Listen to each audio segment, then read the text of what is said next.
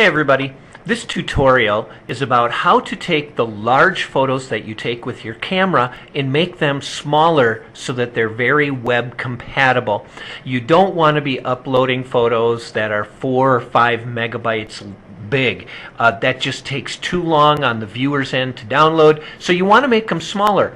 There's a really nice program that's available. I call it Photo Resizer, and it's available if you go to key.aea1.k12.ia.us/Drexler/photoresizer.ex, and there's on the end of that an E. And the reason I waited on there was because it'll start downloading right away, and I wanted to show you how to do this. So I just click my enter key, and this is a program. So it's already downloaded, and you may have noticed down here on my particular browser that I use, it has downloaded.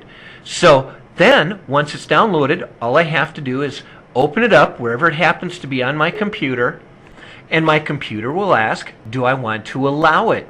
And yes, I do. I know that this is a safe program, so I click yes,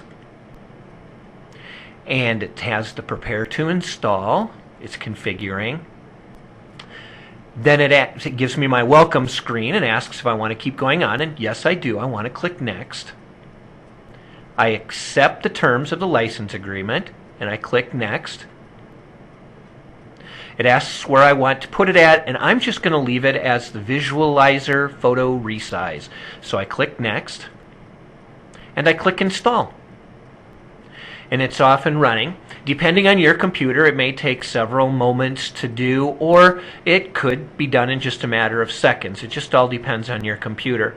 So now it's downloading, creating all the shortcuts, the backup files. It'll ask if I want to launch it. You may want to do that. I'm not going to do that now because I want to show you where it happens to be at on your computer. So I click finish. I can exit my browser. And how you find it is down in the lower left corner on your Start button.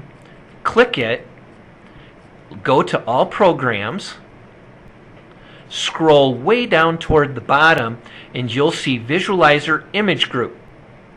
I click on it, and I click on the Visualizer Photo Resize. And the program opens up, and this is what I see.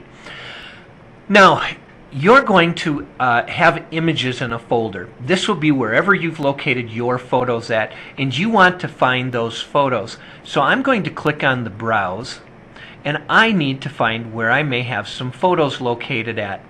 And right now, I really don't have an awful lot, but maybe in my desktop photos, I would have something in there. I click OK. Then, inside that folder, I have found that this is the best way to do this.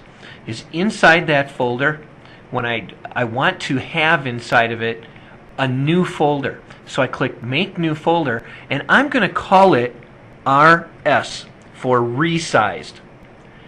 I click my Enter key, locks it in, I click OK. Now you'll see, here's my original folder with my photos in. Inside there, I have another folder called Resize. I can leave my standard dimensions at 4:3 ratio. My width and height, that can be anything you want.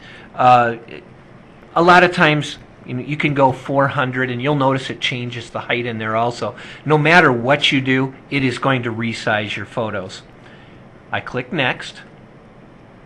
Compression quality, you can leave it 80, you can go up to 100. It all depends on how large you would like those actual files to end up being. I click Next. Has the same thing there. Keep your canvas setting at the white, and unless you're willing to experiment with some more. I click Next. And now I'm ready to resize. So I click Resize.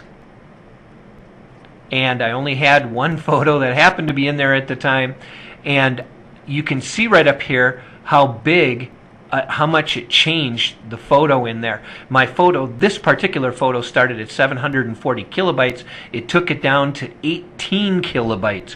It's a drastic savings that'll happen. And this wasn't even a very big photo. You would be going from 4 or 5 megabytes down to 500 kilobytes or less. So you've definitely made it better for the person on the other end. I close it. I'm all done with this now, so I can exit out of it. And if I look in my desktop photos folder, you'll see here's my original. And if I open this up, there is my photo that I just changed the size of. That would be the photo I would want to put on my website, because the viewer on the other end will be able to see the photos quicker and easier than if they have to sit and wait for very, very large photos to load onto their computer. And that's how you can use the photo resizer to upload your photos to your website.